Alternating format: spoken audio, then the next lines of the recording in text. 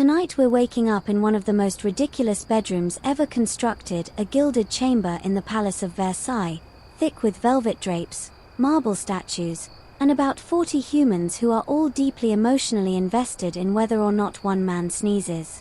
The ceiling above you glows with golden sunlight, painted gods in various toga-related emergencies watching over you as the real sun rises just outside. A trumpet sounds. Not metaphorically. An actual trumpet. Because Louis XIV, the Sun King himself, is about to open his eyes. And when he does, well, let's just say your morning routine doesn't stand a chance. This is not a snooze button and coffee situation. This is ritual. This is performance. This is a living political theater with ruffled sleeves. And yes, it's going to take 40 people just to get this royal Frenchman from his ridiculously expensive mattress to the hallway. So, before you get comfortable, take a moment to like the video and subscribe, but only if you genuinely enjoy what I do here. And let me know in the comments where you're watching from and what time it is there. Now, dim the lights, and let's ease into tonight's journey together. The clock strikes 8. You're not asleep, but you're definitely not alone. The king's chamber door creaks open, and a small wave of officials trickles in. Not maids. Not housekeepers. These are dukes. Bishops. Men who own castles and armies. And they are here to watch a grown man slowly emerge from his satin cocoon like a sleepy monarch butterfly in brocade pajamas. This is the petit lever, the little waking, and it is the beginning of a sacred chain reaction that will consume the entire royal morning. A valet de chamber tiptoes forward, silent as a ghost with excellent posture. He pulls back the embroidered bed curtains. Louis stirs. A few gentlemen murmur appreciatively, as if witnessing a rare sunrise or a particularly elegant yawn. And here's the kicker: you, if you're a noble lucky enough to be allowed in, aren't here to help. You're here to witness. The Sun King's daily awakening is not a moment of vulnerability, it's a display of control. Of power. Of hierarchy so precise it practically needs a flowchart. Someone offers him a glass of water. Another presents his chamber pot. We'll get there. Meanwhile, his bedhead is on display like a national treasure. His face, still glorious, despite the lack of modern skincare. That's the brand. Historians still argue whether this absurdly elaborate wake-up routine was entirely Louis' invention or an evolution of earlier royal traditions. Either way, he perfected it. Every step, every gesture, every person involved, it all reinforced one very important truth. Louis XIV is not just a man. He is France. But let's talk about that bed, shall we? It's not just for sleeping.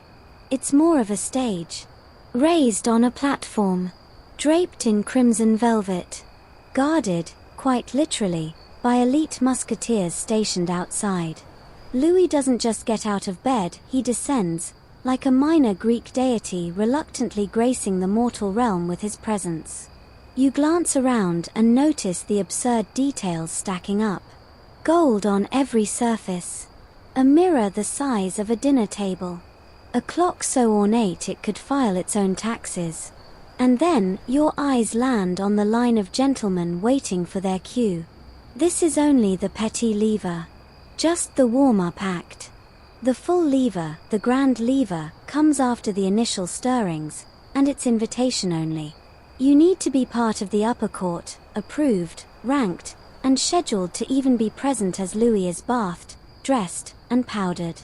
And we haven't even gotten to the goose-fat hair routine. Outside, the palace groans awake. Servants sweep polished floors that don't need sweeping. Courtiers practice their bows like Olympic athletes. And you, poor soul, are about to realize that Versailles is less a home and more a living organism, one that breathes in royal etiquette and exhales powdered nonsense. You're part of it now. You're trapped. There's no escaping. Because here, the king doesn't just live. He performs. Every blink, every yawn, every scratch of his aristocratic elbow is choreographed with the precision of a ballet, and everyone else, from duchesses to stable boys, revolves around it. The most powerful man in France wakes up surrounded by people so eager to serve, they literally have to take turns handing him his socks. And that's not an exaggeration. There is a protocol for who passes the king his stockings, and when get it wrong, you risk social ruin, a demotion, or being snubbed at the next velvet banquet. And yet, no one complains. Because this isn't just about the king waking up. It's about access, proximity, being allowed to see the king's knees. That's currency. That's influence. That's how you get your cousin appointed to a bishopric in Provence, or your debts mysteriously forgiven. The trumpet sounds again. More courtiers file in. Louis is now fully upright, blinking with the serene majesty of someone who knows his coffee will arrive in a golden chalice. And tomorrow, they'll do it all again. Just don't yawn too loudly. The king blinks again. You think maybe he's awake now, but it's hard to tell because no one dares make a sound louder than a rustling cuff. The second wave of noblemen begins to glide in, ushered silently by a steward who looks like his soul has been slowly powdered out of him over the last decade. Welcome to the Grand Lever, the big waking. You've officially passed through the velvet rope and entered the real show. Here's where it gets truly weird. You're standing shoulder to shoulder with powerful dukes and bishops, all competing not for a favor, not even for conversation, but for the singular honor of helping His Most Glorious Majesty put on his shirt. Well, sort of. See, Louis XIV doesn't just put on clothes. He is dressed like a baby. A very important, politically radioactive baby with state secrets hidden in his sleeves. And there is an entire choreography to who does what, when, and in what order. The first person allowed to help is the Grand Chamberlain. He offers the king a freshly laundered white linen undershirt, but he doesn't place it on him. Oh no. He simply holds it up, reverently, until a higher-ranking noble, perhaps the Dauphin, the heir to the throne, or a royal cousin, steps forward and actually assists Louis in slipping it on. One person holds the sleeve. Another fluffs it. A third smooths it once it's on. Meanwhile, everyone else watches with intense, reverent focus, as if the act of putting on a shirt were equivalent to watching a comet pass. And here's the kicker. Many of these men, the ones craning their necks for a glimpse of cotton and clavicle, are high-ranking nobles. They own land. They command soldiers. They have titles that sound like someone swallowed a Latin dictionary. And yet, they are thrilled, honored, even to hold a royal sock. Why? Because being close to the king means power, influence, gossip, a smile at the right moment, a nod during the robe fluffing. That's the 17th century version of being followed by a Kardashian. If the Sun King remembers your name, doors open, ships get built, marriages get arranged. And so, nobles would rise at ungodly hours and wait outside the king's chamber in the freezing hallway just for the chance to be invited in to brush lint off a royal knee. Historians still argue whether Louis was a master manipulator of court politics, or if this system just organically formed around his vanity. Either way, he used it like a violin, tightening the strings of etiquette until the court played exactly the tune he wanted. Every action, every interaction, was laden with subtext. Who handed the king his gloves? Who offered, but was ignored? Who lingered near the foot of the bed too long? These were not just moments. These were signals. You find yourself shifting nervously near the wardrobe, just trying to stay invisible. No sudden movements. No awkward sneezing. One noble reportedly coughed at the wrong moment and spent the next week trying to repair his reputation. The wardrobe itself is less a cabinet and more a mobile armory of silks. Dozens of coats, waistcoats, stockings, gloves, wigs all arranged in precise color-coded ranks. You see shades of plum, aubergine, and a green so rich it probably has its own bank account.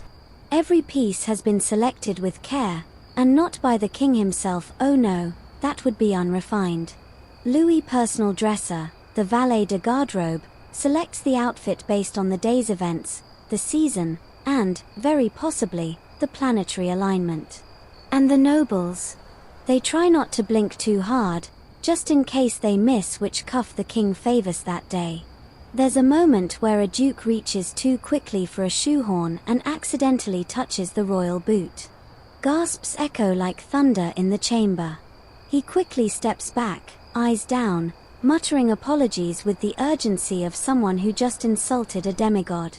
You make a mental note, no sudden lunges near the feet. As the outfit comes together, you realize this entire ritual is doing something very specific. It's reminding everyone who's in charge, not just through force, or law, or coin, but through constant, performative hierarchy. Louis isn't just the king. He is the center of gravity. You don't just serve him, you orbit him. You wait in line for the privilege of handing him a scarf. And if you think it stops there, think again. There's a man here whose job is to warm the king's undershirt by holding it under his armpit. Not joking. That's a thing. It's called being close to power, and no one's going to risk making the king shiver. There are also official shirt holders, designated sock inspectors, and even someone responsible for discreetly folding yesterday's garments like they contain sacred relics. The room smells like lavender oil, waxed wood, and very faintly of royal armpit. You glance around again and realize, most of the people in this room haven't said a single word. Their power is in being here, in being seen by the king while pretending not to want anything. Which is, of course, a lie. Everyone wants something. And Louis knows it. That's the genius of it all. The king isn't just getting dressed, he's sorting his court. Rewarding loyalty. Measuring ambition. Reminding everyone that even the act of standing in his presence is a gift. And with that, the stockings are finally on. The royal slippers await. Next up, the toilet. With an audience. Good luck. The stockings are on. The shoes are tied. The coat has been brushed, fluffed, and aligned with celestial precision. And now, brace yourself, it's time for the king to relieve himself. Not privately. Not alone. Not in some tucked-away marble stall with gold leaf on the handles. Oh no. Welcome to the Royal Chaise Passy, which is just a velvet-draped toilet with absolutely no shame attached. You watch, wide-eyed, as two servants carry in what looks like a very fancy wooden chair. Except this chair has a hole in the middle. And beneath it, a chamber pot, discreetly tucked and gleaming. Like an expensive punch bowl filled with dread. This is Louis XIV's morning necessity, and believe it or not, it's part of the official court schedule. You might be wondering, why on earth would someone want to be in the room while the king is doing this deeply unregal thing? Well, as strange as it sounds, being present for the royal toilet was an actual privilege. Not metaphorically. The men allowed to witness this moment were among the king's most trusted inner circle. They were granted le privilège de la chaise, the privilege of the stool. Yes, that was a real phrase. Someone once put that on their resume. It's not like they're helping him aim or passing toilet paper, which, by the way, wasn't a thing yet. Cloth was involved, and let's not dwell on that. But they are there, watching, conversing, waiting for a nod. Because proximity, even at a moment like this, still meant influence. Historians still argue whether Louis truly believed this was dignified or if he simply didn't care anymore. When you're the Sun King, privacy becomes irrelevant. Either way, he turned something fundamentally human into another stage of performance. You shift awkwardly near the fireplace, trying not to breathe too loudly. The room stays eerily still as Louis perches on his elaborately designed throne chair, flipping through correspondence, occasionally speaking to the select few nobles allowed near him during this intimate event. No one looks away. No one dares. Even the toilet is part of the state machine now. Someone cracks a window. Probably the most sensible person in Versailles. And the thing is, this isn't unique to just this morning. Louis does this every single day. He holds court while nature calls. He discusses treaties. He grants favors. He makes people wait while he finishes his business. One ambassador reportedly waited 30 minutes to get a signature, standing 2 feet from the royal backside. He never complained. In fact, he told others about it with pride. Because it meant he was that close. Trusted. Included. Covered in royal perfume and possibly something else. And here's the even stranger part. Sometimes, this was scheduled. Nobles would literally check the court calendar to see when the king would be using the facilities and if they might be allowed in. Imagine needing to lobby for tax relief and realizing your best chance is to do it while the king's pants are around his ankles. This wasn't just Versailles being Versailles. It was deliberate. Louis wanted his nobles around him at all times, in all states of being. He wanted them busy, distracted, focused on him instead of their own power. He kept them close, fed them theater, and ensured they never had enough alone time to build alliances against him. The toilet, believe it or not, became another leash. You notice the court physician hovering nearby, nodding approvingly. That's another part of the routine, inspection. Every morning, Louis' bodily functions are observed and noted. The doctor checks his complexion, the volume and, let's just say, texture of things. All of it is recorded in case of illness. Or just out of habit. Someone brings in a small golden flask of scented vinegar to freshen the air. Someone else writes down how long the king was seated. Yes, it's that detailed. Meanwhile, Louis is unbothered. He's talking about the price of Spanish wine with a duke who looks like he hasn't blinked since he entered the room.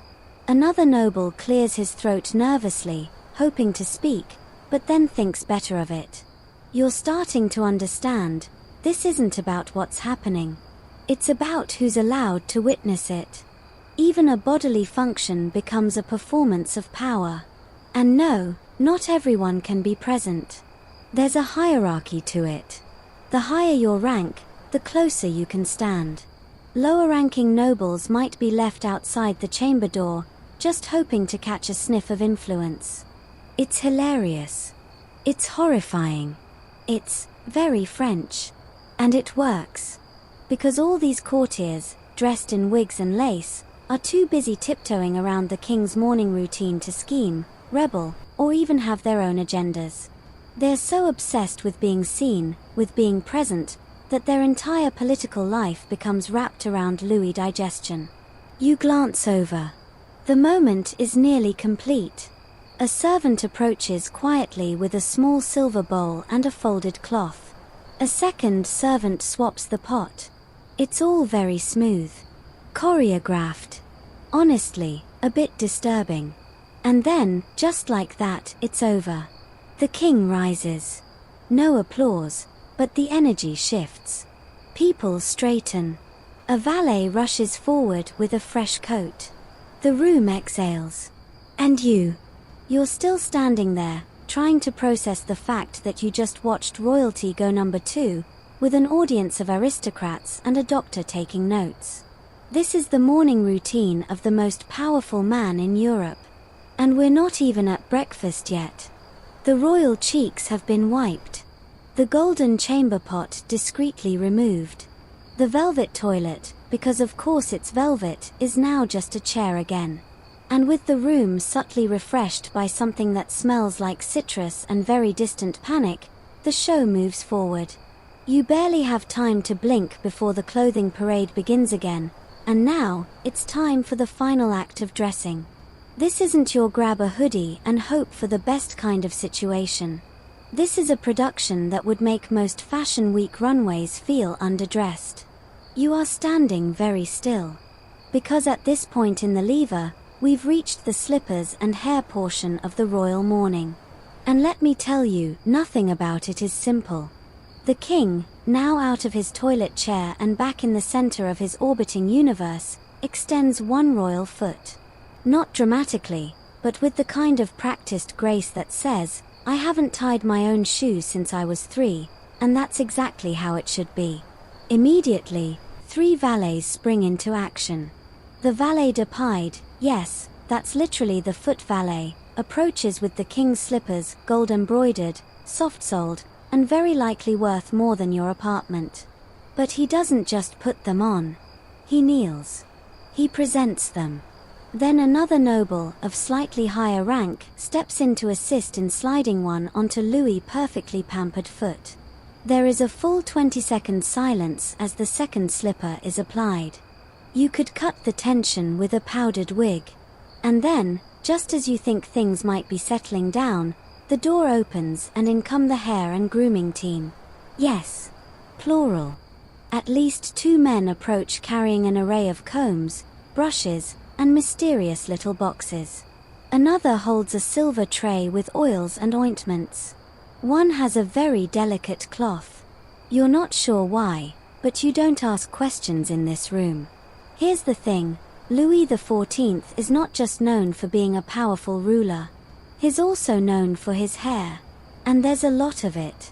Well, sort of. Underneath that enormous, cascading cloud of curled perfection is a shaved head. That's right, Louis went bald young, and rather than hide it, he turned it into a fashion movement. Why accept your fate when you can make it law? The powdered wig becomes the crown beneath the crown. And what a wig it is, dense, majestic, oiled with goose fat for shine and hold, and then carefully dusted with scented powder. Today's scent. Orange blossom and something vaguely like licorice. It is both regal and a little unsettling. You watch as the king's real hair, or rather, his smooth scalp, is gently dabbed with a cloth soaked in lavender water. This is done slowly, in a practiced circle, by a valet who looks like he could recite every pore on the royal head. Then comes the wig.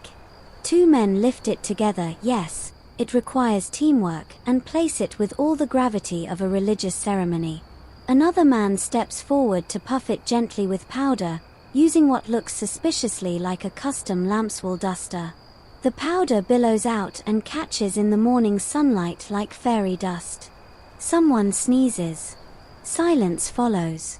You pray for his noble soul. Now comes the detail work. Tiny golden combs are inserted. The curls are fluffed. The side ringlets are adjusted. A 4th person checks the rear volume with what you swear is a tiny mirror on a stick. It's like watching a pit crew at a Formula 1 race, if the car were made entirely of vanity. Historians still debate whether Louis truly loved the ritual, or if he simply knew its importance in maintaining an image. What we do know is that he set the standard. The higher your rank, the taller your wig. Some wigs even required scaffolding to store them. There's a rumor that one courtier's wig once caught fire from a candle and caused a 10-minute panic in the Hall of Mirrors. No one died, but a wig had to be buried with full honors. You glance over and see the final touches being applied. A soft brush sweeps a last veil of powder across Louis' forehead. The man doing it practically holds his breath as he works. One wrong move, one smudge, and he'll be demoted to stable duty. The king finally glances at his reflection in one of the gilded mirrors. He nods. Everyone else exhales. But there's more. Because Louis isn't just dressing for style. He's dressing for symbolism. The exact color of his coat might be referencing a military victory. The embroidery on his cuffs might subtly feature fleur-de-lis, or mythological scenes designed to remind everyone, this man is chosen by God. Fashion, here, is not vanity, it's propaganda. That elaborate gold sash, worn because it evokes the classical gods.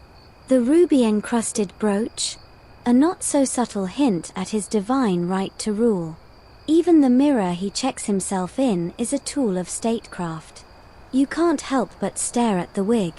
It has a life of its own now. It moves with a certain gravity. You're not sure whether to salute it or curtsy. Finally, Louis stands. Fully groomed. Slippers gleaming. Wig deployed. The entire room seems to lean in slightly, like flowers turning toward the sun. And then, without a word, the king begins to walk toward the next room. The crowd parts. You follow, gently dodging wig powder in the air, and wondering what kind of breakfast could possibly follow that kind of performance. Spoiler, it's not just a croissant. You shuffle forward, carefully avoiding any remaining clouds of wig powder. The room is thinning out slightly as Louis moves on from the dressing chamber to, yes, breakfast. But don't expect a quiet moment with scrambled eggs and solitude. This is Versailles. Even eating is a diplomatic exercise. Louis doesn't just eat breakfast. He hosts it. Welcome to the Petit Déjeuner du Royen public, the king's public breakfast. A perfectly ordinary meal, except for the part where 12 nobles are gathered around to watch him sip his morning broth like it's the second coming of Christ. The room is bright, all gold moldings and glass, with a polished floor that reflects the sun and the king equally. A long table has been set, though not for everyone. This is a solo performance. The king sits at the head, on a carved chair so ornate it might as well be part of a cathedral, while the nobles stand or sit quietly nearby, observing as if attending a royal Eucharist. And here's the fun twist: only Louis eats. That's right. You, honored guest, will not be dining. You will be watching. Politely. Eagerly. Like a courtly meerkat hoping your facial expression might earn you an invitation to next week's hunting party. A silver tray is brought in by a valet. On it, a selection of items personally approved by the king's physician, usually broth, lightly salted, maybe some soft bread, and a cup of bouillon, which is basically 17th century Red Bull for kings, warm, protein-packed, and deeply not exciting. Today's tray contains a slice of pheasant terrine, room temperature, a piece of toasted brioche, and a tiny gilded bowl of compote de poires, pear preserves that look like they were arranged by someone with a PhD in fruit architecture. Louis eats slowly, gracefully. He dips his bread in broth and lifts it with deliberate calm. You'd think he was painting a masterpiece with every bite. Meanwhile, the nobles are laser-focused. No one dares speak unless addressed. Some lean in slightly, trying to gauge the king's mood from his chewing pattern. Is he relaxed? Tense? Favoring the jam too much? These are the subtle clues that might determine whether your cousin gets that vacant military command. It's not breakfast. It's espionage in soft lighting. Historians still argue whether Louis truly enjoyed these silent, watched meals, or whether he saw them as just another gear in the great Versailles machine. What's clear is that it worked.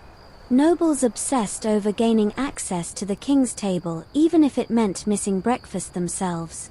You hear a quiet chuckle from across the room. Someone made a clever remark. Louis smiles. That smile will likely be referenced in 5 separate letters to Paris by nightfall. That moment might lead to a promotion, or a duel, or both. Because here's what's happening beneath the surface: proximity equals power. Sitting near the king, even in silence, lets you be seen. You become part of the background of royal life. The closer you sit, the more influence people believe you have. And Louis, he's not just tolerating the attention, he's using it. Every bite is a political message. Every glance, a signal. Someone enters late, too late. The room tenses. He bows deeply. Louis says nothing, but his eyes flick, just briefly. That tiny expression might cost the man 6 months of favor. Or worse, exile to the provinces. And what did this man do wrong? He missed the king's toast. Because yes, Louis doesn't just eat. He performs his eating. The way he breaks the bread, the exact angle of his spoon, the number of sips before he wipes his mouth. It's all known. Expected. Repeated daily. It is stability in powdered wig form. A valet gently offers the king a napkin. Another clears the untouched items. It's all handled with the precision of a NASA launch team. No sudden movements. No clinks of silverware. Just grace. Now, you might be wondering, why does anyone agree to this? Simple. Access to the king means access to everything.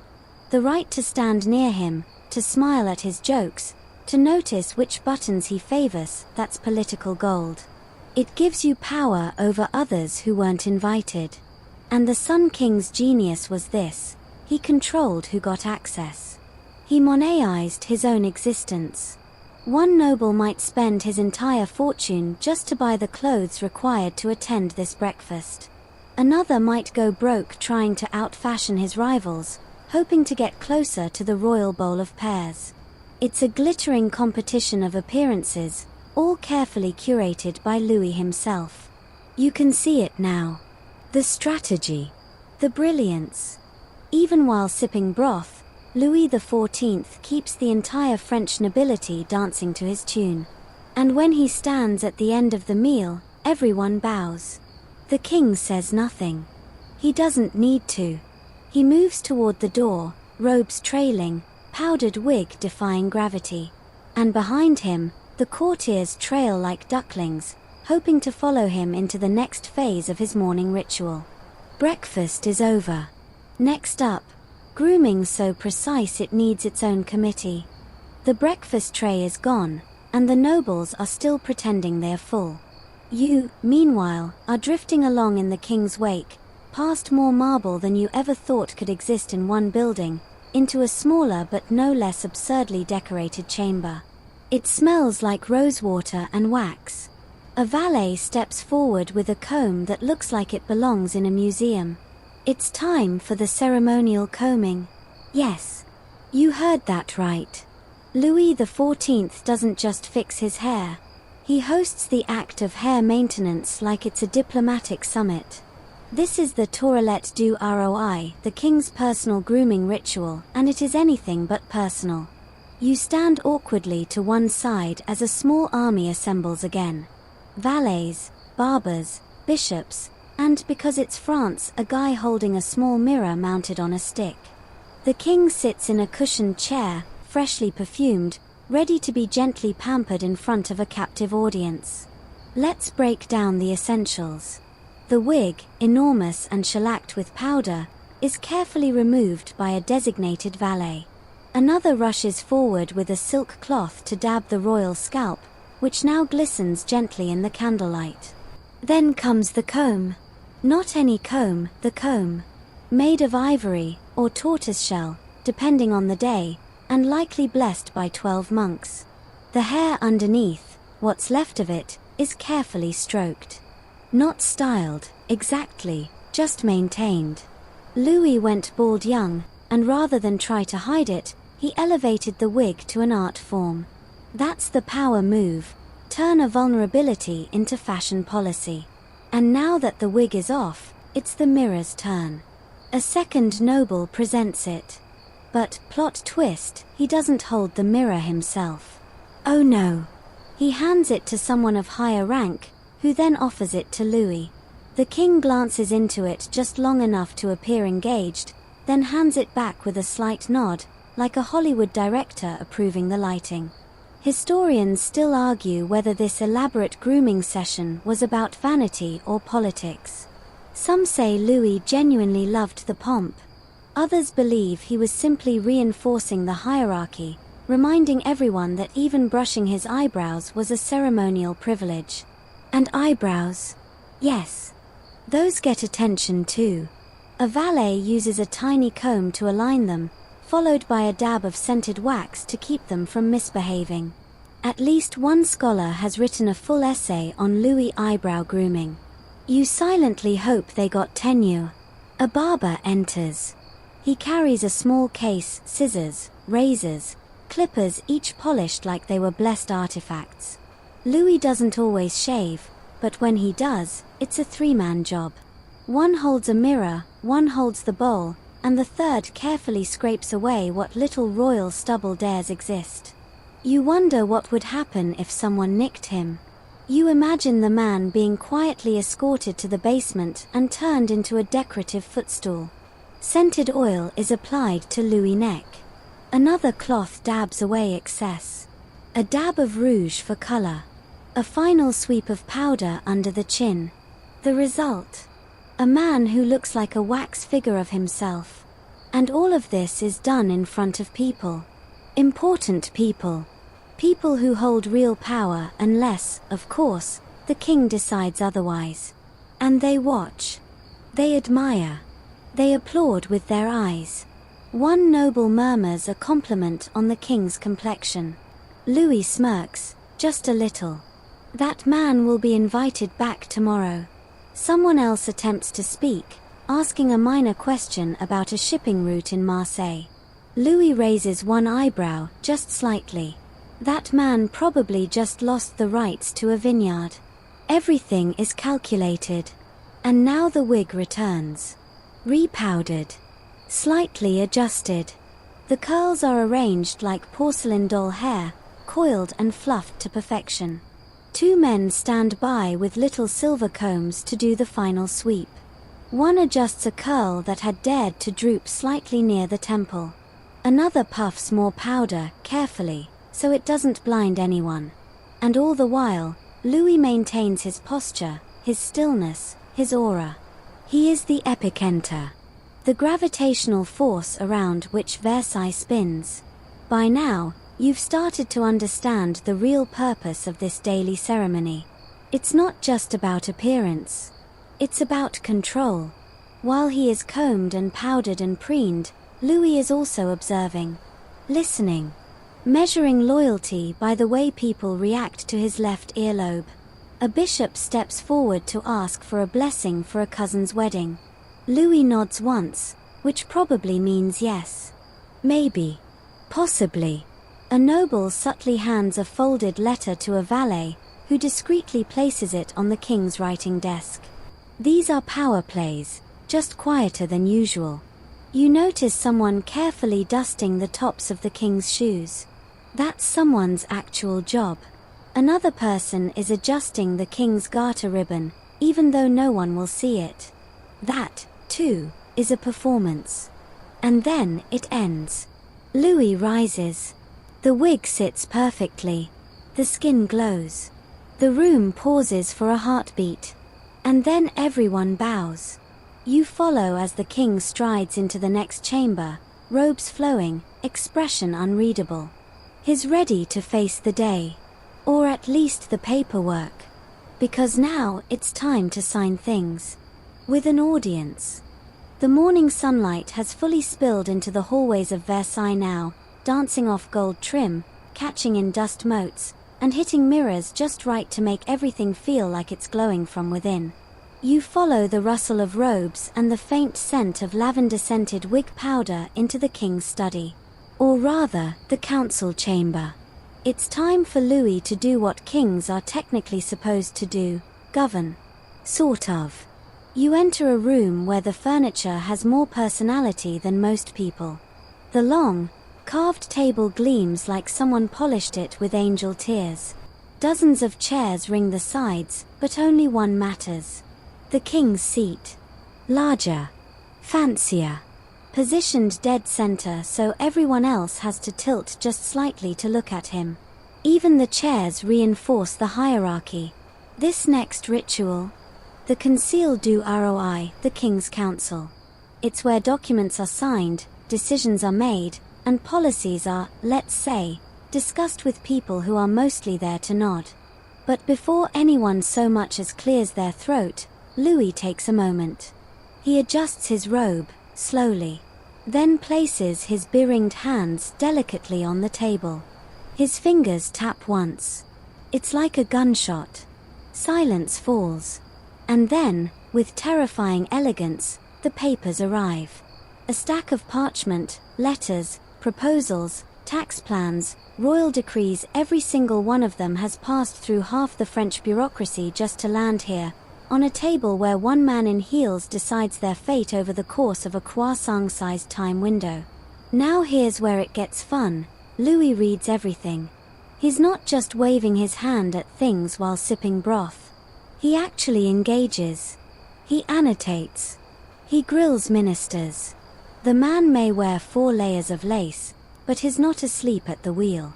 One noble, his job title sounds like someone sneezed while saying Chancellor, leans in to explain a border dispute. Louis raises an eyebrow, and the poor man visibly deflates. You silently bet he just forgot some tiny village's name and will now spend a week doing damage control via opera tickets and decorative fruit baskets. Historians still argue whether Louis genuinely loved the paperwork or saw it as necessary theatre. But most agree, he read his memos. Every memo. Even the ones about sewage systems. Especially the ones about taxes. Oh, the taxes. This is where Louis gets creative. France, in his day, is a money-hungry beast, devouring silver faster than Versailles can import mirrors. So every day, someone suggests a new tax on salt, on windows, on the number of buttons on your coat. And every day, the king either stamps it or shreds it with the kind of flourish usually reserved for dramatic exits. You watch as he lifts a quill. Not just any quill, a long, white feather plucked from a swan that probably had its own title. He dips it into a gold inkwell shaped like a lion holding the globe. He signs. One smooth motion. His name curls across the page like a designer logo. And with that flick of the wrist, a law is born. Or someone's vineyard gets confiscated. Or a bridge gets renamed after a duke's dog. You never quite know. The ritual goes on for nearly an hour. Valets circulate with trays of paper. A steward brings a glass of wine not to drink, but to smell, in case it's poisoned. Not kidding. A page boy stands nearby with extra quills in case the first one gets too tired. Yes, even the writing instruments get backup. And through it all, the king doesn't rush. Doesn't blink too fast. He performs competence with just as much showmanship as he did with the slippers. Because this, too, is part of the image, a king who works. You notice some ministers aren't even speaking, they're just present. That's the real goal here. Being in the room. Absorbing favor by osmosis. One smile from the king and you're in. One ignored suggestion and you're out. Exile by silence. It's exhausting. It's exhilarating. And it's why these people wake up at 4 a.m. to wait in a drafty hallway just for the chance to hold his pen case. At one point, a servant enters carrying a puppy, yes, an actual fluffy spaniel, which immediately wins more attention than most tax policies.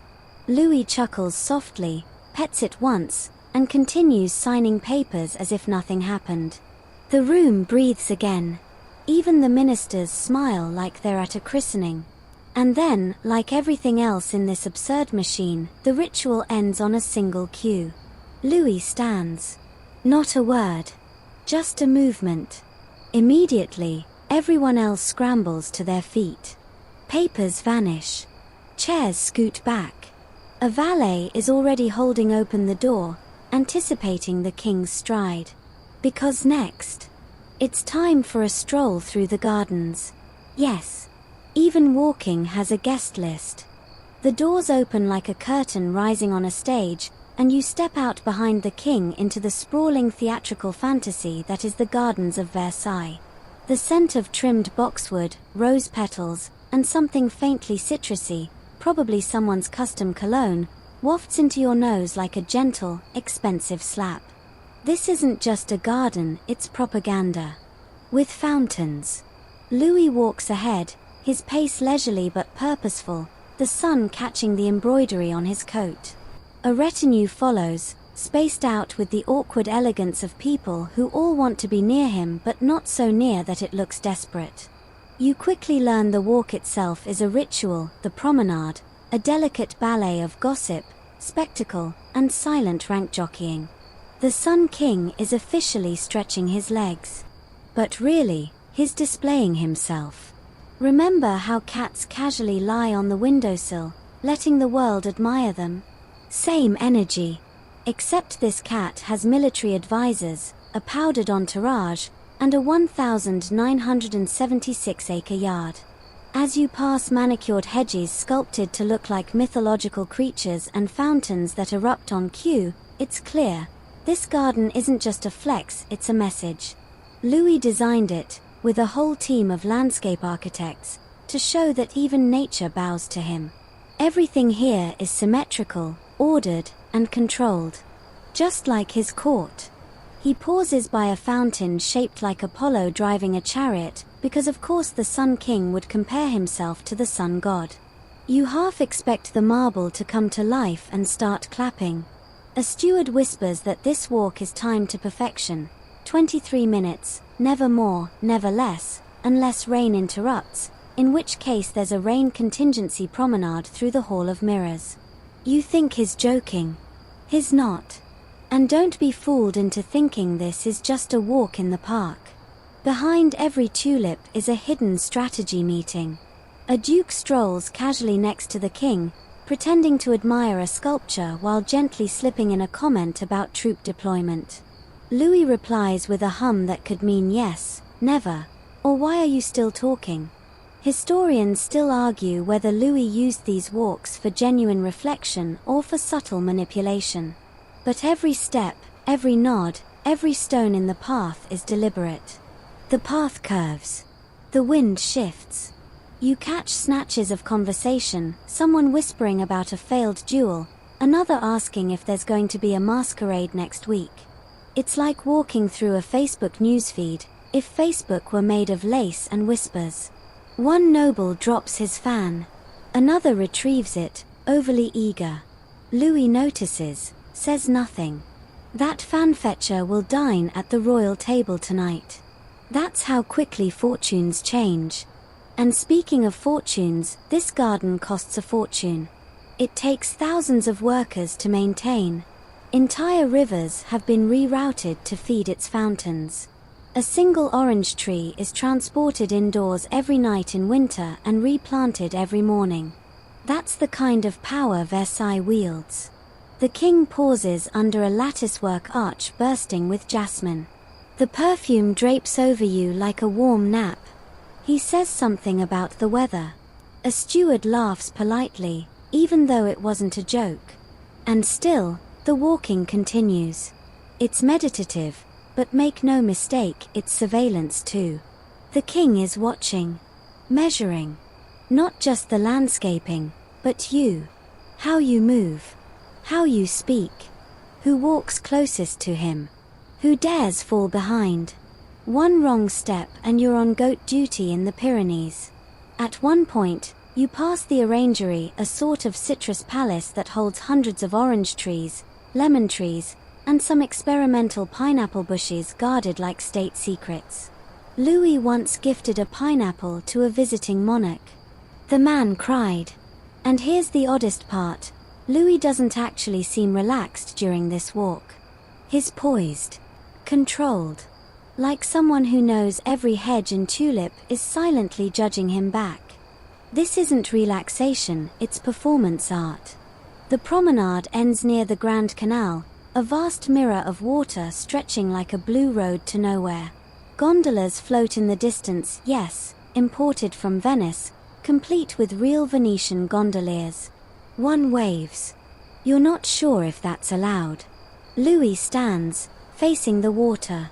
His silhouette reflected perfectly, because of course it is. No one speaks. Not even the birds dare interrupt the symmetry of the moment. And then, at some invisible cue, the king turns. He's done. Without a word, the group pivots and begins the slow walk back toward the palace. It's not hurried, but it's not aimless either. It's as if the rhythm of Versailles depends on his exact heel-clicking cadence. You pass rows of flower beds arranged like abstract paintings. A gardener, half hidden behind a statue, bows so deeply he almost vanishes into the grass. Everyone has their part to play. And now, the morning is winding toward midday. You've witnessed the waking, the dressing, the grooming, the eating, the governing, and the garden theatre. But there's still one more act before lunch, the receiving of guests. A few hundred aristocrats are currently elbowing their way toward the salons, all in hopes of a single glance from a man who just spent the last hour comparing himself to Apollo in subtle ways. Time to watch how Louis turns small talk into statecraft.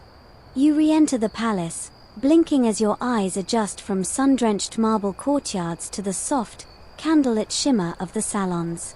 Versailles doesn't just change light, it changes mood. Gone is the serene silence of the garden promenade.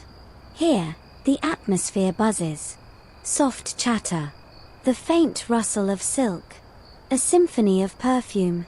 It's time for the audiences, that is, the moment when France's finest elbow their way into Louis XIV's good graces using nothing but charm, desperation, and offensively elaborate waistcoats. This isn't some bureaucratic meat grinder. Oh no. This is high-performance social maneuvering, where every word, bow, and raised eyebrow could tilt the fate of provinces. You stand near a velvet-draped wall, half hidden behind an ornamental vase that looks like it weighs as much as a small horse, and you watch as the king takes his seat on a modestly elevated chair. Not a throne, this is a social event, not an official ceremony, but close enough to remind everyone who runs the place. His posture. Effortless. His expression. That mysterious blend of interest and boredom that only a man who has heard 1,000 variations of My Uncle Deserves a Title can perfect. First up, a marquis who has been practicing his greeting for 3 days. He bows, deep and trembling, and offers a compliment about the king's choice of cravat color. Louis responds with a slight smile, and just like that, the marquis is high on approval fumes for the rest of the week. This is the grand ballet of flattery, and you're watching it in its purest form. Someone offers a small handcrafted gift, a snuff box made of tortoiseshell and inlaid gold. Louis takes it, turns it in his hands, then sets it aside. No thanks, no comment. But he didn't reject it outright, which means, maybe the donor's son just became a colonel. Or maybe the box gets re-gifted to a prince of Denmark. Historians still argue whether these audiences were sincere governance tools or just glittery distractions. But one thing is certain, Louis remembered everything. Not just who bowed deepest, but who hesitated. Who made eye contact. Who wore last season's coat. And it wasn't just nobles here. Foreign ambassadors, military officers, court musicians, they all filed through like hopeful contestants on a 17th century version of Versailles Got Favor. You notice that the closer someone stands to the king, the more neutral their face becomes. That's the trick, never look too eager. Desperation is for second sons and poets. If you want something from Louis, you have to act like you might not even need it. One baron tries a bold move, he references a hunting party last week and casually drops a mention of an estate the king once visited. It's risky, too familiar. Louis blinks once. The baron's expression collapses like a badly constructed soufflé. Another courtier succeeds just by being brief. "Sire, your gardens bloom better each year," he says. Louis actually laughs. That man's daughter will be married to someone titled by the weekend. And then there are those who just try to be seen. They hover politely at the edge of the room, hoping Louis notices their presence. He does. He always does. The key is noticing who's noticing, and Louis is a master. You begin to see the strategy behind this social chaos. It's not just vanity, it's surveillance with a wig. By forcing nobles to constantly seek his attention, Louis keeps them busy. They don't have time to build secret alliances or stage rebellions if they're too busy worrying about how many steps back to take after a beau. It's brilliant. Even the order in which people are received is calculated. First, the powerful dukes. Then the lesser nobility. Then those whose titles are more decorative than functional. Everyone sees the hierarchy reinforced, in real time, every single morning. Someone tries to joke. It almost works. Louis smirks, but doesn't respond. That almost will haunt the man's diary for months.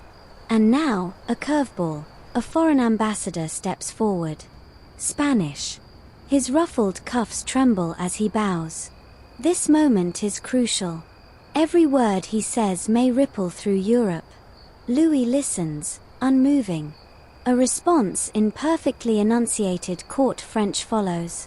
Diplomatic. Chilly. Balanced. The ambassador nods, bows again, retreats. You don't know what just happened, but 5 borders may have shifted.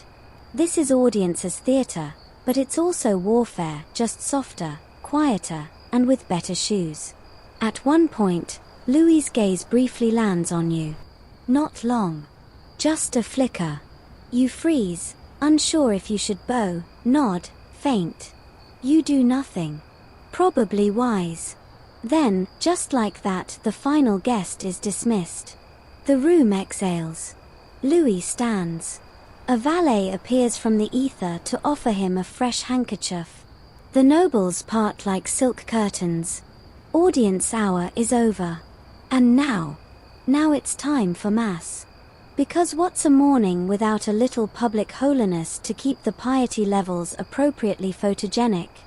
The velvet crowd parts again, and Louis glides down the hallway with the same quiet grandeur as before, but this time, there's a hush. A shift. You feel it in the air. A slight tightening of posture. The nobles who were gossiping about garden statues now adopt saintly expressions. A lady discreetly hides her cleavage with an extra lace panel. It's time for Mass, and in Versailles, religion isn't just a matter of faith, it's an extension of the monarchy. You trail behind as the procession flows into the royal chapel, a soaring marble temple of golden light and echoing footsteps. Above you, paintings stretch across the ceiling like an oil-slicked sky, where cherubs hover with smug expressions and archangels practically glow. This is where architecture and worship meet in glorious overcompensation. Louis moves to his designated place, not on the main floor, mind you, but on the upper level. A private gallery, reserved for the king and select guests, overlooking the altar. From there, he can watch everything, the priests, the choir, the congregation, all while being gently bathed in heavenly light filtering through stained glass. Subtle, right?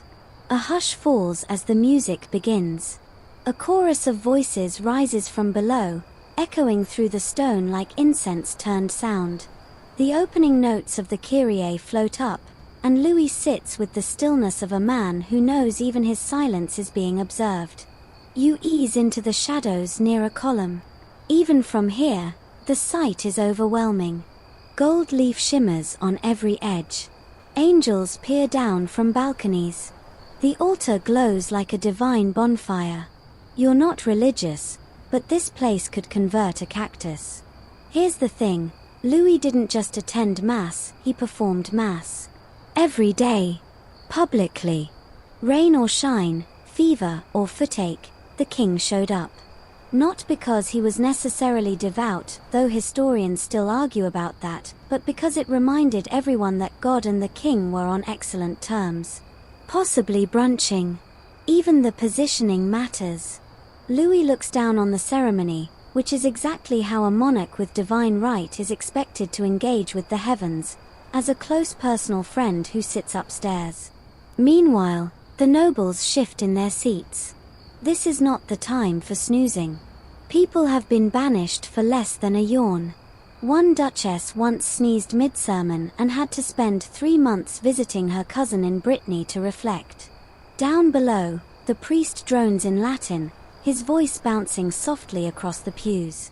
You can barely follow the words, but the rhythm alone could lull you into submission.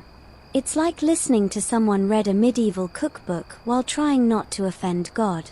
Louis bows his head at the appropriate moments. crosses himself with practiced elegance. Does he mean it? Who knows? But it looks magnificent. The choir hits a high note that practically pierces your sternum. You think you spot someone crying. Or maybe just overwhelmed by the sheer number of ruffles in the room. And here's where things get interesting. During Mass, no one speaks to the king. It's sacred time. He is unreachable. You could be bleeding from the eyes and still wait until after communion to whisper, "Sire, my estate is on fire." It's a moment of pause. A moment of peace. But not for relaxation, for presentation. Because everything here, from the robe Louis wears, a deep, dignified velvet, to the angle of his gaze, is curated. This isn't just a service. It's a statement. God is in heaven, Louis is in Versailles, and France is in order. Historians still argue whether the daily Mass truly reflected Louis' personal belief or if it was mostly pageantry. Some say he was pious.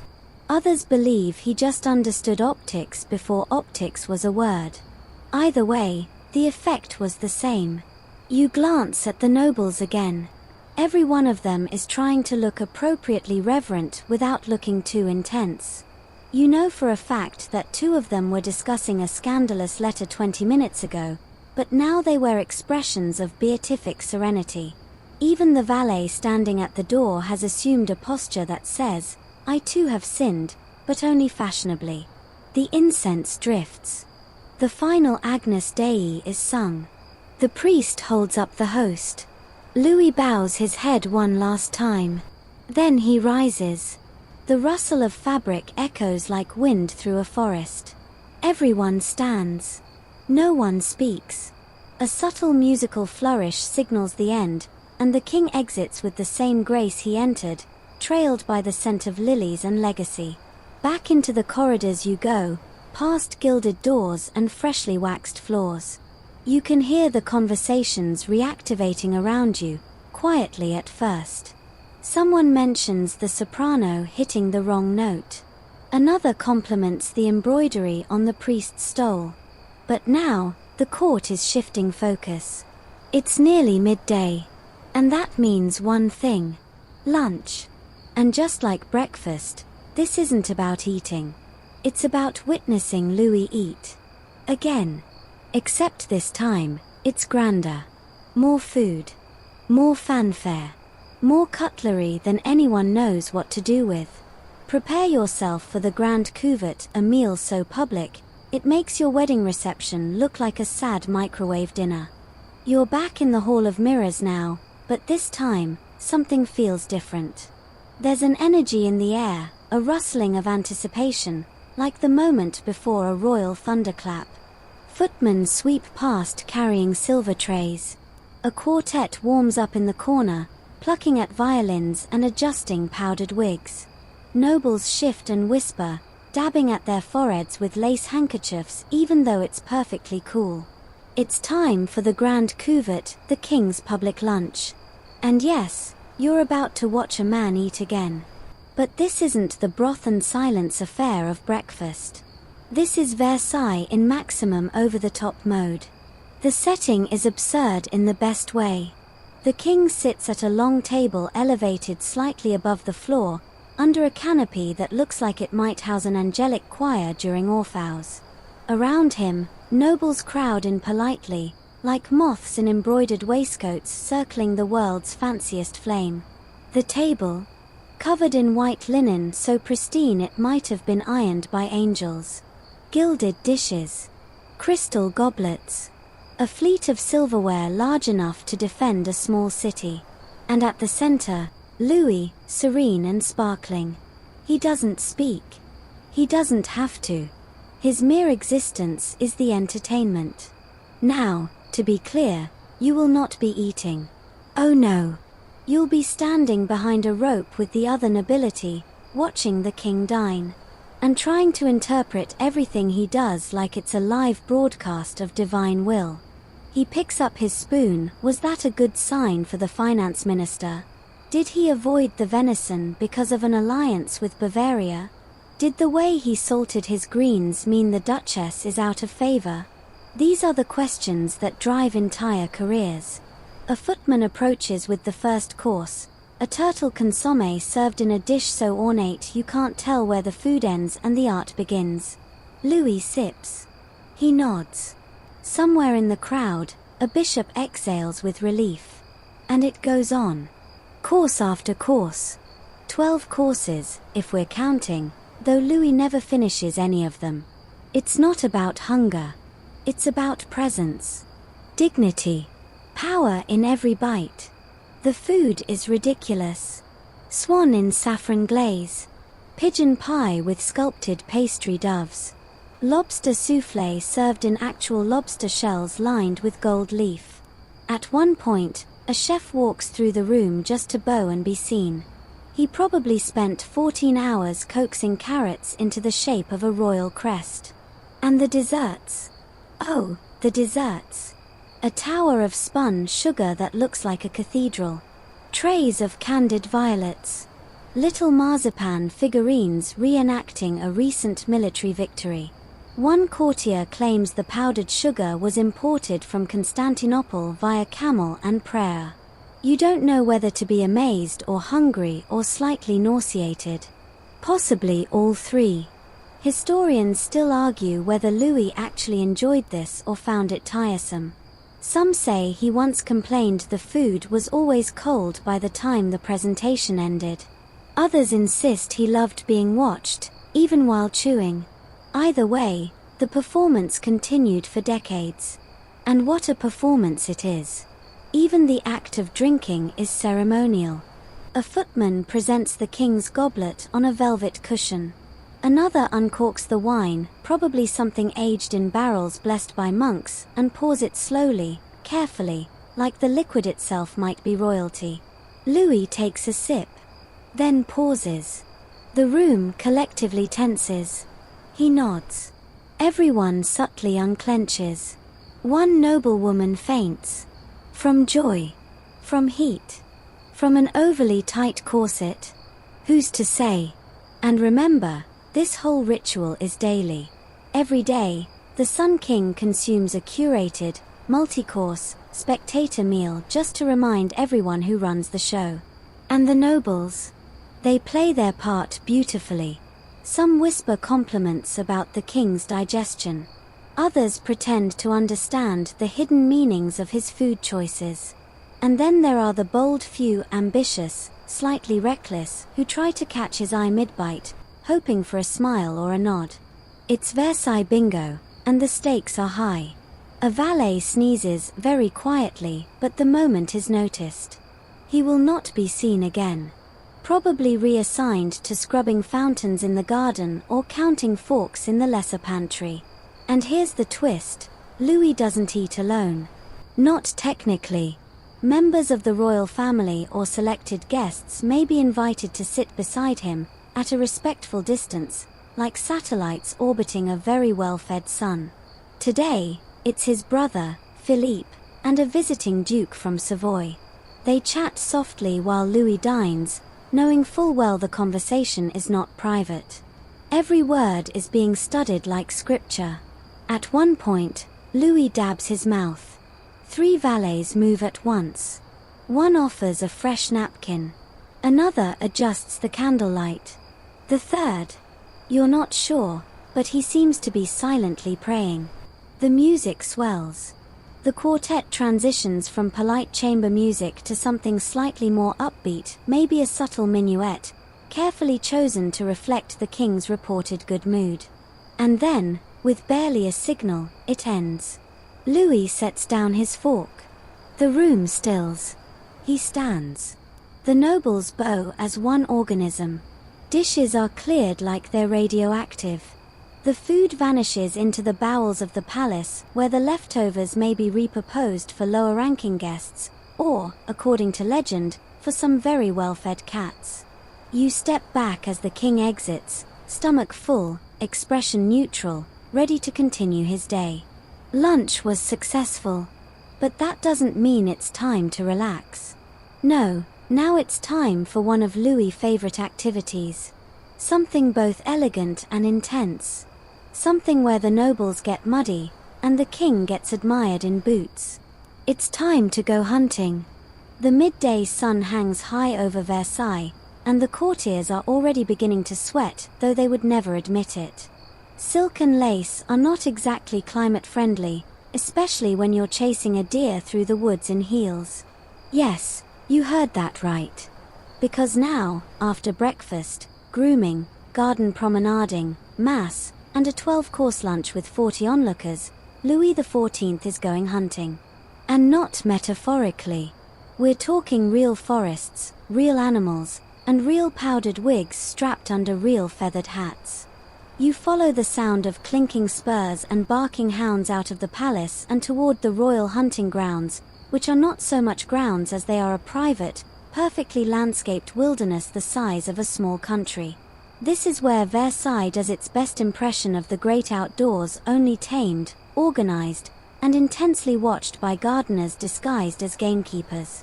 Louis emerges from the palace dressed in what can only be described as combat couture. Buckled boots, custom hunting coat, gloves stitched from unicorns or at least something equally absurd. The ensemble is topped with a wide-brimmed feathered hat designed less for camouflage and more for dramatic flair when riding through low-hanging branches. He's not alone. A full hunting party assembles: nobles, officers, guards, valets, musicians, yes, really, and the ever-essential royal animal handlers, whose job is part zookeeper, part butler. Then come the hounds. Dozens of them. Elegant, well-bred, and more pampered than half the nobility. They're pre-scented and pre-fed, but they bark with excitement as if they too have ambitions for a minor title. And the horses, oh, the horses. Selected with the same scrutiny as ambassadors. Groomed to shine. Adorned with embroidered blankets and manes so brushed they practically sparkle. Louis mounts his steed with practiced ease, every movement smooth and theatrical, as if rehearsed in front of a mirror for weeks. The horn sounds. And off they go. You follow at a safe distance, or at least pretend to, because this isn't just about catching a stag. It's about spectacle. Even in the wilderness, the court follows rules. Nobles jockey for position near the king. Not too close, not too far. No one wants to be the first to fall off their horse. But no one wants to be the last one back to the palace either. Within minutes, the party is galloping through the woods like a perfume ad with better funding. The Sun King leads the charge, his feathered hat bouncing, his expression calm. He's not just a monarch, he's a wilderness influencer. Here's the strange truth: Louis XIV loved hunting. Not just because it was dramatic, not just because it was public, but because it gave him real joy. He once reportedly said he felt most alive on horseback. Historians still argue whether that's poetic exaggeration or a cry for help. And though his days were meticulously structured, this was freedom. Sort of. As long as everyone watched him enjoy it, of course. The hunt itself is surprisingly efficient. The dogs pick up a scent. A stag is flushed out. Trumpets sound. Riders maneuver into place. It's a choreographed chaos like Swan Lake with crossbows. Louis takes aim. The entire court holds its breath. And release. The arrow flies, the stag falls. Applause ripples through the trees like rustling leaves. Did the king shoot it himself? Historians still argue. Some say yes, Louis was a skilled marksman. Others suggest that lucky shot was often staged by having a servant wound the animal earlier. Either way, the kill is attributed to him. The body is handled respectfully.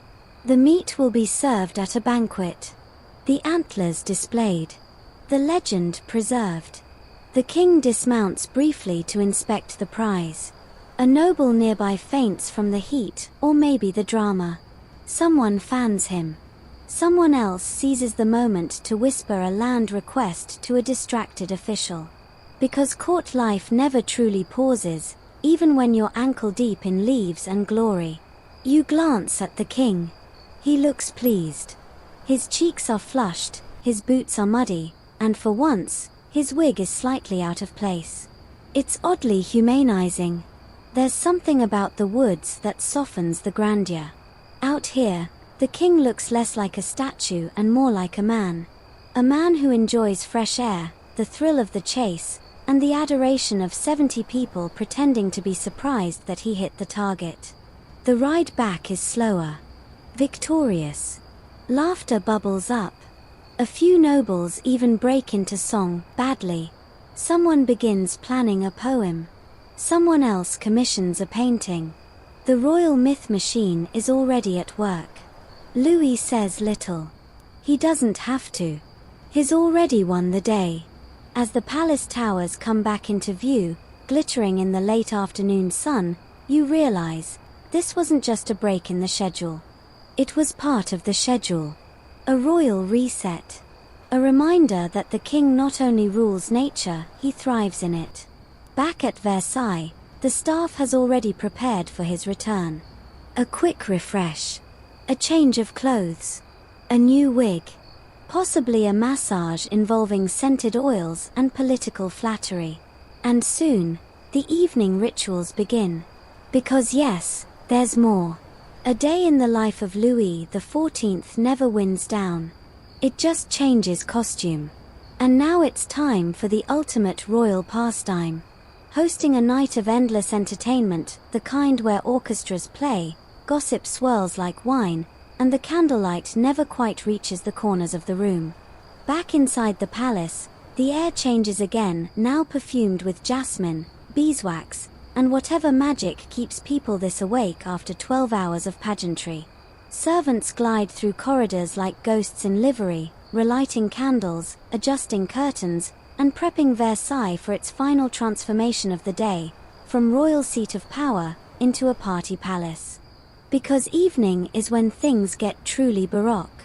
You follow the low hum of violins and laughter into the salon of war, where nobles are already assembling like rare birds, flapping their silk feathers and jostling for visibility. Their makeup has been refreshed. Their wigs refluffed. Someone is wearing shoes so shiny you see your reflection and question your life choices.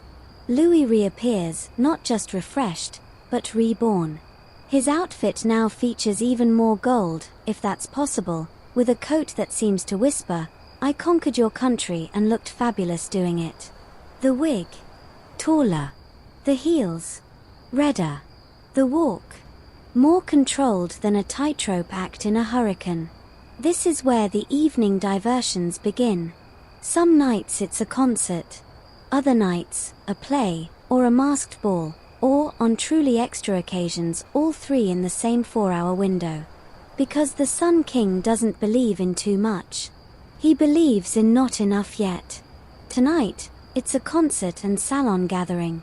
You step into the Hall of Mirrors, where candles reflect endlessly in the glass, creating the illusion that you're surrounded by 1,000 tiny suns. Fitting, really. Musicians perform in a corner, harpsichords, violas, recorders, even a curious-looking oboe that sounds like a duck, and a clarinet had an aristocratic baby. They're good, but they know their true role, background music for power brokering in powdered form. Louis listens, occasionally nodding with subtle approval. That nod. Worth more than a noble's entire wine cellar. Across the room, courtiers mingle in a slow-motion swirl. Conversations flutter like fans, soft, coded, and dangerous. That duchess? She's whispering about a scandal involving a missing parrot and a priest. That marquis? He's dropping Latin phrases like crumbs leading to a promotion. Historians still argue whether these evening events were meant to distract the nobility or reward them. Either way, they worked. Nobody's plotting rebellion when they're busy trying to outpun the Count of Provence over Petit's fours. And of course, Louis doesn't just sit in a corner. He circulates. Or rather, he glides. Always with a few steps of personal space, like a holy aura enforced by etiquette. Everyone bends slightly as he passes, like sunflowers turning toward their star. At one point, He stops to comment on the music. The composer, who has been pretending not to look, nearly faints. That man's next opera is already greenlit, and he knows it. The crowd adjusts subtly wherever Louis goes. It's like watching a school of very expensive fish navigating around a much larger, flashier fish. They want to be near him, but not too near. Enough to be noticed, not enough to be mocked. A young noble tries to engage the king in conversation about a new poem. Louis listens for 3 seconds, then smiles politely and turns away. The noble will spend the next week replaying those 3 seconds like a tragic love song. It's not all light and lace, though. This is where real deals happen too. Behind the fans and flute solos, ministers propose treaties. Generals drop hints about supply chains. Royal family members subtly float marriage alliances. All while sipping spiced wine and pretending they aren't playing 5-dimensional chess in brocade sleeves. You watch as a duchess makes her move, sidling up to the king and commenting on the drapery, which is, frankly, astonishing in both volume and opulence. Louis chuckles softly. That chuckle? That's her in for the next royal hunt invitation. Just like that. Then someone suggests a round of cards. Lansquenet, a fast-paced, vaguely cutthroat gambling game. Coins appear. Wagers are whispered. A valet steps in with a tray of minted tokens. Even the clergy play, though they insist it's for amusement, not profit. Louis plays sparingly. When he does, he always wins. One way or another. It's past 10 now, and no one's leaving. The salons are more alive than ever. Some guests are openly yawning into goblets. Others are pretending they aren't 3 glasses into a headache. But everyone stays. Because leaving early might be interpreted as an insult. Also, you might miss the announcement. That's right. Sometimes, right in the middle of a soirée, Louis drops a bombshell. A promotion, a marriage, a royal pregnancy, a dramatic reshuffling of court musicians. It could happen at any moment. Tonight, though, no news. Just music, games, and subtle warfare by candlelight. A footman refills the king's glass, carefully, reverently, as if the wine might combust from disloyalty. Louis takes a small sip. That single act is watched by half the room. And then, just when you think things might slow down, the dancing begins. And yes, the king dances too. But on his terms. He doesn't lead every number. That would be exhausting. But when he does join, it's a statement of favor, of mood, of physical prowess. He once trained in ballet, after all. When he moves, it's like watching Law and Beauty team up for a duet. You spot him choosing a partner. A noblewoman nearly collapses from the honor. They glide across the floor to the slow, looping strains of a courant. His form, impeccable. His face, serene. His hips, contained, but you know he's holding back. And just like that, the king bows, the music stops, and the crowd exhales. It's nearing midnight now, but no one dares speak the word bedtime except for one person. The royal valet, already waiting just out of view, holding a silk robe and a look that says, it's time. Because yes, the Sun King must sleep eventually. And that, too, is a ritual. The candles are burning low now, their wax forming delicate drips like melted chandeliers. The music softens, tapering into faint strains of harpsichord and viol. The laughter in the salons fades to murmurs. And the once giddy nobles? They're beginning to wilt, slouching discreetly behind fans, faking energy like students at the end of an 8-hour field trip. But not you. You're still following the real show. Because now comes the final act of Louis XIV's daily theatre, the royal bedtime ritual, also known as the coucher du roi. And yes, he has a specific ritual just for going to bed. With an audience. Because of course he does. You trail behind the king's procession down the long, echoing corridors, each step muffled by endless Persian rugs. His attendants flank him like a military escort of fluffers and folders. Everyone knows their role. No one breathes too loudly. As Louis enters his bedchamber, you slip in behind the velvet rope and take your position with the rest of the minor nobility, just close enough to witness, not close enough to assist. Only the most favored few get to help undress the king. And yes, it's an honor. A big one. The bedchamber is a marvel. That famous bed, positioned dead center, partially elevated, and framed by pillars and embroidered drapery, isn't just for sleeping. It's a symbol. A throne horizontal. The room glows with golden candlelight, reflected in the ornate mirror panels and bouncing softly off paintings of saints, allegories, and maybe one very judgmental cherub in the corner. The scent of lavender hangs in the air, subtly introduced by a valet with a pomander tucked in his sleeve. Louis doesn't speak. He doesn't have to. His body language says, "Behold, I am ready for dignified slumber." The ritual begins. A high-ranking duke, today it's the Duke of Noailles, steps forward to remove the king's gloves. Not with a tug, but with a gentle precision that suggests the gloves might sue if handled improperly.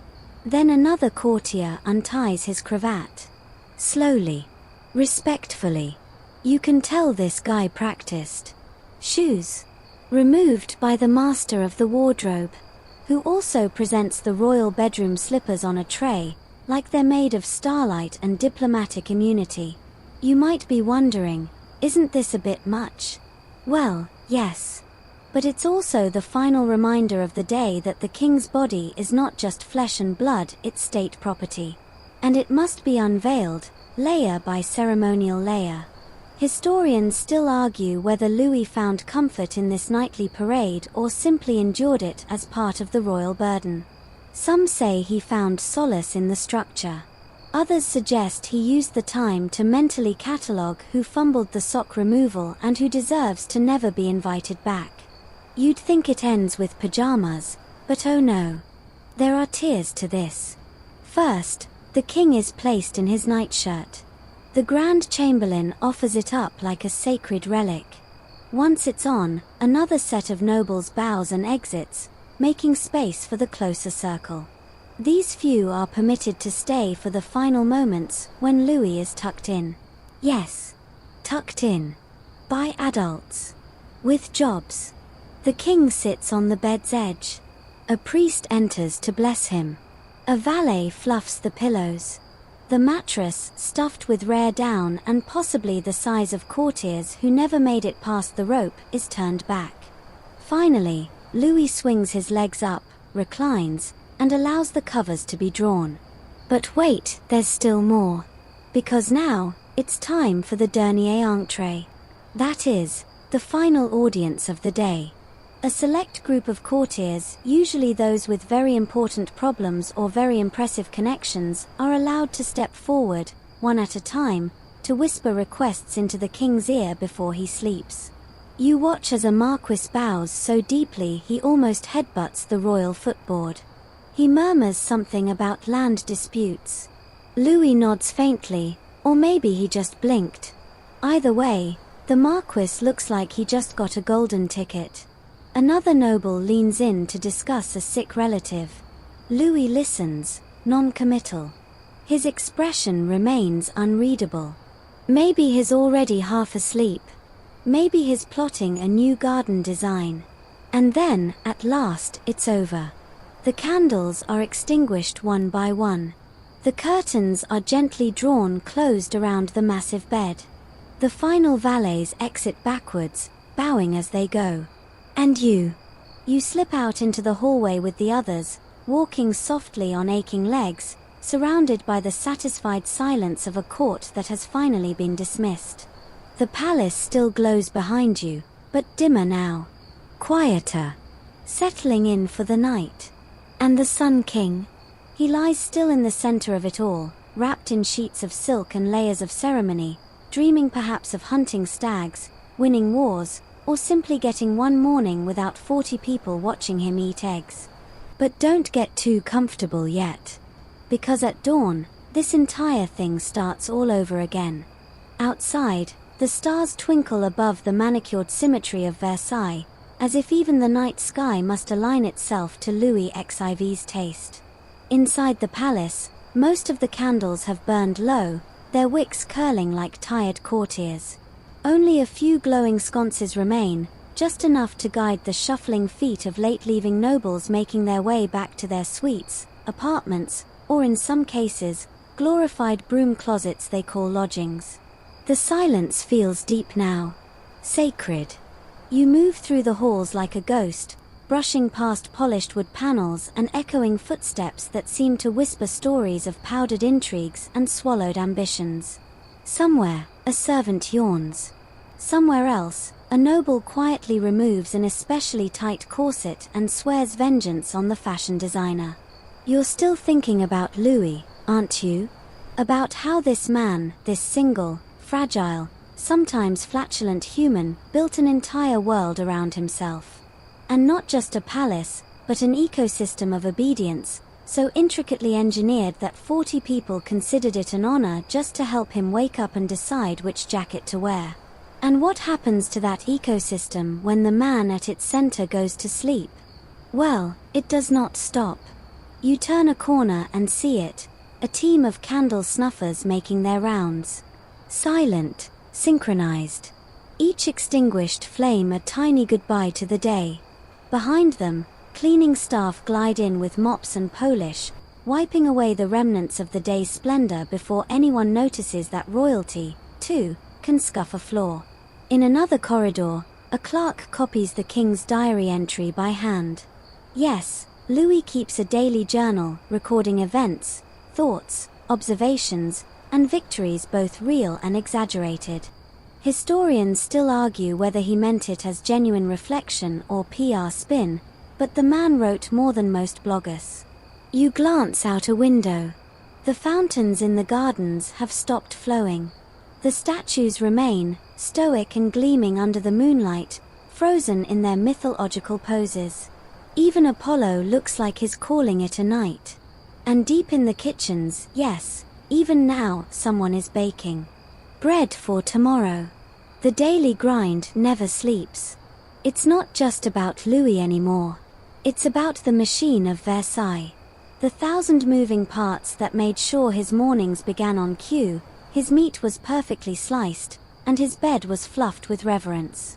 Tomorrow, the king will rise again at precisely 8:30 a.m., because of course he will.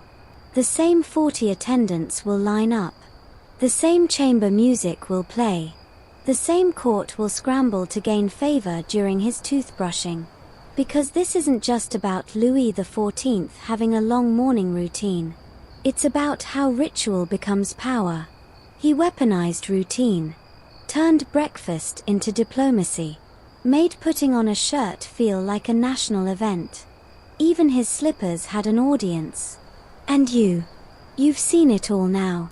From the moment he woke in a golden bed, to the last flicker of candlelight above his sleeping crown. Every gesture, every breath, every perfectly timed nod scripted, practiced, observed. The performance of royalty, perfected. And yet, beneath the gold-threaded brocade and powdered arrogance, was a man. A man who aged, ached, and yes, probably just wanted 5 minutes alone to poop in peace. The reality, being Louis XIV was exhausting. Maybe not physically, he had people for that, but spiritually. Every second was a show. And every show needed an audience. 40 people for breakfast, 200 for lunch, 1,000 for bed. And yet, maybe none of them really knew him. But don't feel too bad. He wouldn't have traded it. Not for a simpler life, not for privacy, not even for sweatpants and Netflix. He was the Sun King. He didn't orbit anyone. And now, finally, you can let it all go. Let the sounds of Versailles fade, the rustling silks, the scraping silver, the soft shuffle of court shoes. Let the echo of his footmen and violinists dissolve into the night. He's asleep now. And you're ready to be, too. The halls are dark now. Only the moon spills its light across the marble floors, painting everything in soft silver. The echoes of the day have quieted, no more heels tapping, no rustle of silk, no whispered politics under gilded ceilings. Just the hush of a palace finally still. You picture the enormous bed, the perfect sheets, the steady breathing of the man who called himself the sun. And you imagine, just for a moment, that even kings dream. Maybe of endless gardens that don't need weeding. Maybe of dancing barefoot, unnoticed. Maybe of waking up without 40 people waiting. And as you lie back now, whether on linen or old flannel, with or without the smell of lavender in the air, you can let your thoughts drift like the candle smoke curling through the corridors of Versailles. You've walked with history tonight. Peeked behind the brocade curtain. Watched power dressed in perfume and lace. But now, that story fades. The palace doors close behind you. The music stops. And all that's left is you, and the quiet. Let your body soften. Let your breath slow. There's nothing else to watch now. Nothing else to chase. No more gowns, no more rituals, no more decisions. Just sleep. And maybe, if you dream tonight, you'll find yourself gliding through golden halls once more, but this time, no one's watching. You're free to disappear.